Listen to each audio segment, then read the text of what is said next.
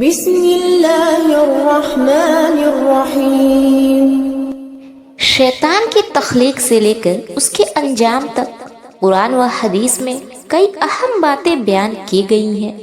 شیطان نے آدم علیہ السلام کو سجدہ نہ کر کے اللہ کے حکم کی نافرمانی کی اور قیامت تک انسان کو گمراہ کرنے کی مہلت مانگ لی، مگر قیامت کے دن اس کا بھی ایک دردناک انجام ہوگا۔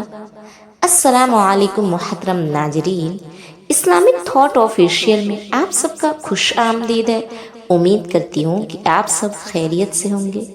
آپ سب کی دعاؤں سے الحمدللہ میں بھی خیریت سے ہوں۔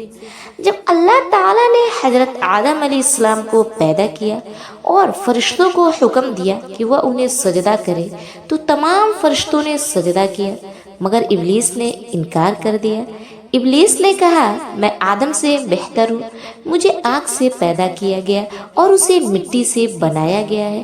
اللہ تعالیٰ نے شیطان کو رائندہ درگاہ کر دیا، لیکن اس نے اللہ سے مہلت مانگی کہ قیامت تک وہ انسانوں کو گمراہ کرے گا۔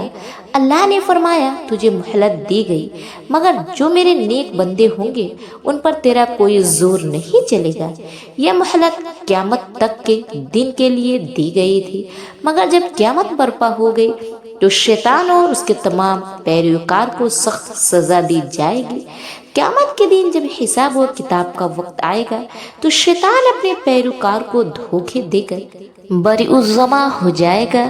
قرآن میں آتا ہے کہ شیطان کہے گا، میں نے تم سے کچھ زبردستی نہیں کی تھی، بس میں نے تمہیں گمراہ کرنے کی دعوت دی اور تم نے میری بات مان لی۔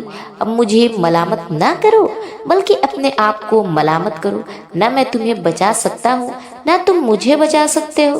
یہ وہ وقت ہوگا جب شیطان خود بھی خوف میں مبتلا ہوگا، کیونکہ اس کی سزا کا وقت قریب آ چکا ہوگا کہ قیامت کے دن جب تمام مخلوقات کا حساب مکمل ہو جائے گا تب شیطان کو بھی ہلاک کر دیا جائے گا۔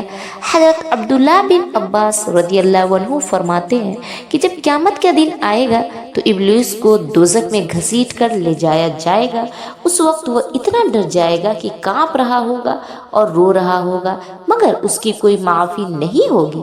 اللہ تعالیٰ ایک فرشتوں کو حکم دے گا جو ابلیس کو زبردستی زنجیروں میں جکڑ کر میدان حشر میں لائے گا، پھر اسے جہنم کے دہانے پر لے جا کر زمین پر پٹخا جائے گا۔ حضرت اسرائیل علیہ السلام اس کی روح قبض کر لیں گے اور وہ تڑپ تڑپ کر مرے گا۔ اس کا جسم آگ کے شعلوں میں تبدیل ہو جائے گا اور وہ مکمل طور پر نیست و نابود ہو جائے گا۔ اس کے بعد اسے جہنم میں ڈال دیا جائے گا جہاں وہ ہمیشہ کے لیے جلتا رہے گا۔ شیطان کو ہمیشہ ہمیشہ کے لیے جہنم میں قید کر دیا جائے گا۔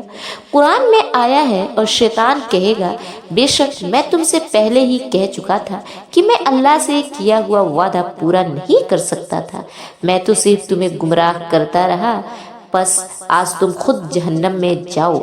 شیطان کا مقام جہنم کی سب سے گہری جگہ ہوگا جسے اسفل السافلین کہتے ہیں، وہاں وہ شدید ترین عذاب میں مبتلا رہے گا۔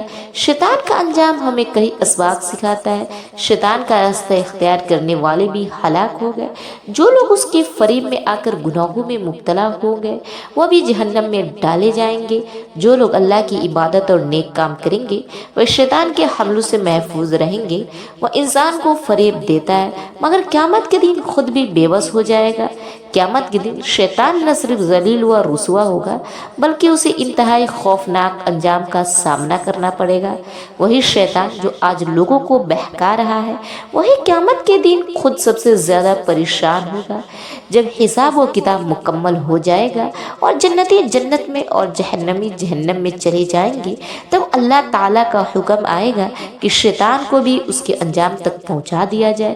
شیطان کی فریاد اور جب شیطان کو جہنم کی طرف لے جایا جائے گا تو وہ چیخے گا، روئے گا اور اللہ سے رحم کی بھیک مانگے گا، مگر اس دن اس کی کوئی معافی نہیں ہوگی، کیونکہ اس نے خود اللہ کی نافرمانی کی تھی اور دوسروں کو بھی گمراہ کیا تھا۔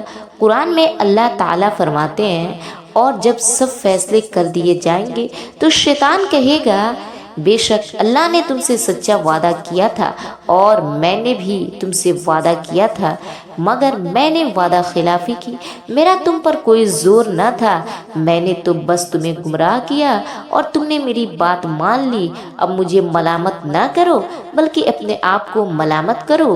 یہ وہ لمحہ ہوگا جب شیطان خود بھی اعتراف کرے گا کہ اس نے انسانوں کو دھوکہ دیا تھا، مگر اب وہ کسی کی مدد نہیں کر سکتا۔ قیامت کے دن ایک عظیم فرشتہ شیطان کو قتل کرے گا۔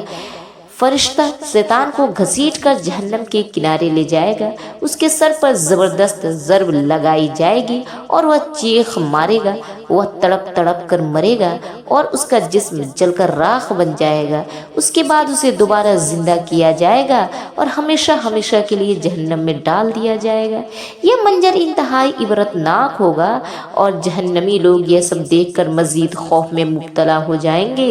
اللہ تعالیٰ نے فرمایا، ہم نے وعدہ کیا ہے کہ میں تم سے اور تمہارے پیروکار سے جہنم کو بھر دوں گا۔